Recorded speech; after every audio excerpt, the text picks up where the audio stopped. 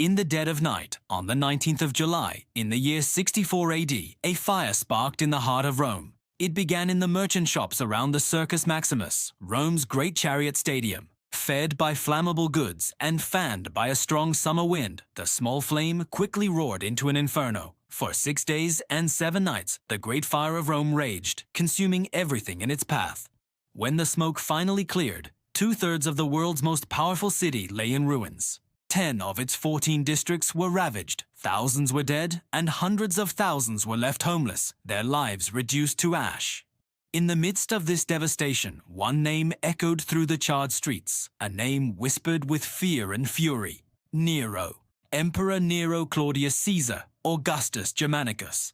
Was he the madman who fiddled while his city burned, a pyromaniac who torched his own capital for artistic inspiration? Or was he a misunderstood leader, a victim of history written by his enemies?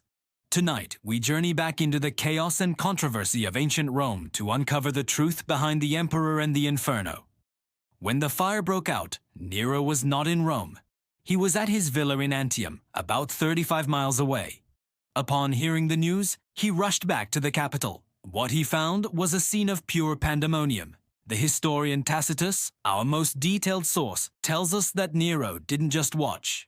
He organized relief efforts, opened his private gardens and public buildings to shelter the homeless, and brought in food supplies from neighboring towns to prevent famine.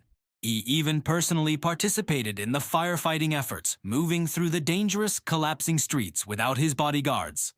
These actions don't paint the picture of a cold-hearted tyrant reveling in destruction. They suggest a leader desperately trying to control a catastrophe.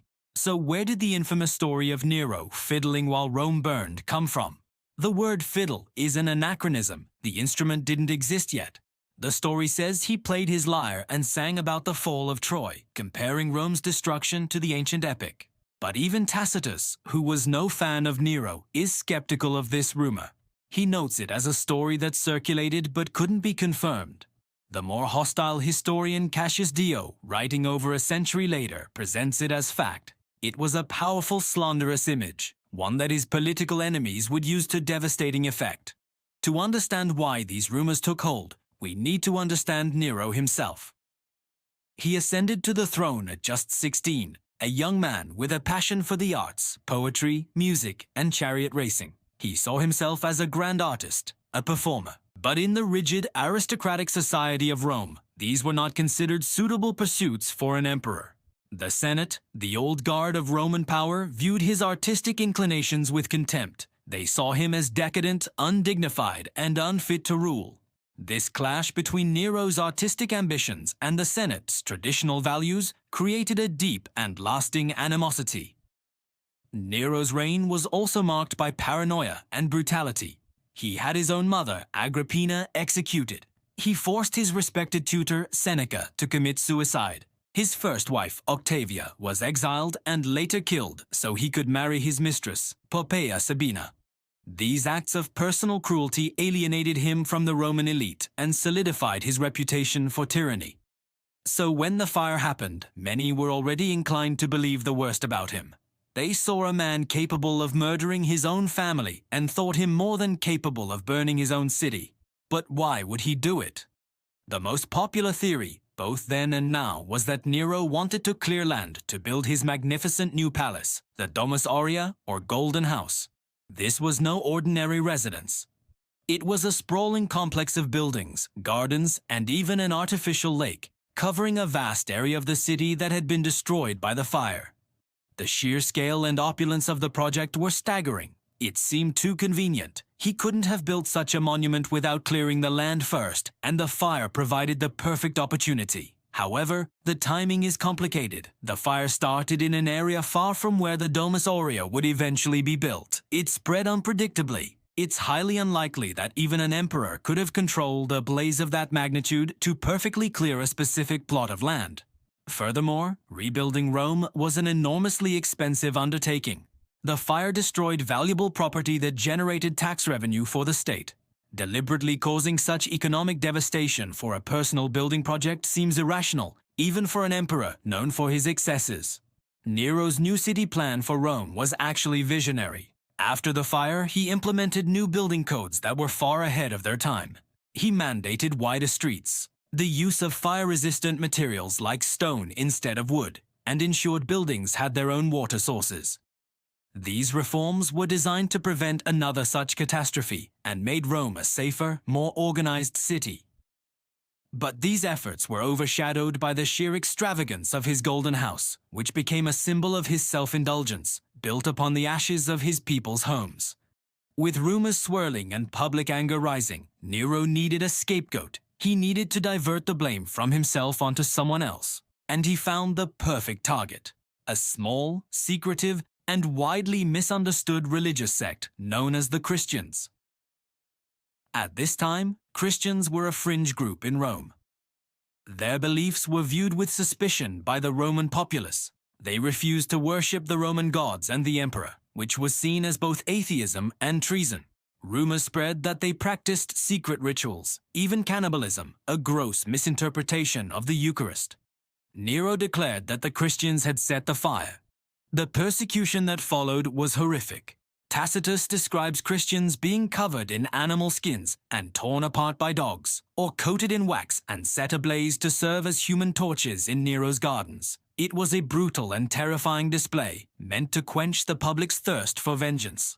Yet, Tacitus notes something interesting. He says that even though the Christians were guilty and deserved extreme punishment, a sense of compassion arose for them. The people began to feel that the victims were not being sacrificed for the public good, but to satisfy the cruelty of one man. The persecution, intended to save Nero's reputation, may have actually damaged it further. The Great Fire and its aftermath marked the beginning of the end for Nero. The enormous cost of rebuilding Rome and constructing his golden house forced him to devalue the currency and heavily tax the provinces. This, combined with the lingering suspicion about his role in the fire and the disgust over the Christian persecution, fueled widespread discontent. Conspiracies against him grew. In 68 AD, just 4 years after the fire, the legions in the provinces revolted. The Senate, sensing his weakness, finally acted, declaring him a public enemy. Abandoned by his guards and hunted by his former allies, Nero fled Rome. His final hours were a pathetic scene. The great artist emperor, who once held the world in his hands, was now a fugitive hiding in a freedman's villa. With his enemies closing in, he decided to take his own life. But even then, his nerve failed him. He needed his private secretary to help him plunge the dagger into his throat. His last words, according to the historian Suetonius, were "Qualis artifex perio." What an artist dies in me. So did Nero burn Rome? The historical evidence suggests it's highly unlikely. He was away when it started, his relief efforts were swift, and the fire itself was chaotic and uncontrollable. The story of him fiddling was likely a slanderous rumor, born from the deep-seated hatred the Roman elite held for him. The more plausible truth is that the Great Fire of Rome was a tragic accident, a catastrophe waiting to happen in a dense, largely wooden city. But Nero's actions after the fire sealed his fate. His extravagant Domus Aurea, built on the suffering of his people and his brutal, cynical persecution of the Christians, created an image of a monster. He became the villain of the story, a tyrant so depraved he would burn his own city for sport. History is rarely simple. It is written by the victors, and Nero's enemies outlived him. They crafted a narrative of a mad emperor that has endured for 2 millennia. The real Nero was a complex figure. A paranoid tyrant, yes, but also a patron of the arts and an urban reformer. He was a man whose personal flaws and political failures collided with a historic disaster, creating a legend of fire and fury that has burned brightly ever since. Thank you for joining us on this journey into the ashes of ancient Rome. If you found this story compelling, be sure to like this video, subscribe to our channel, and hit the notification bell so you do not miss our next exploration into the darkest corners of history.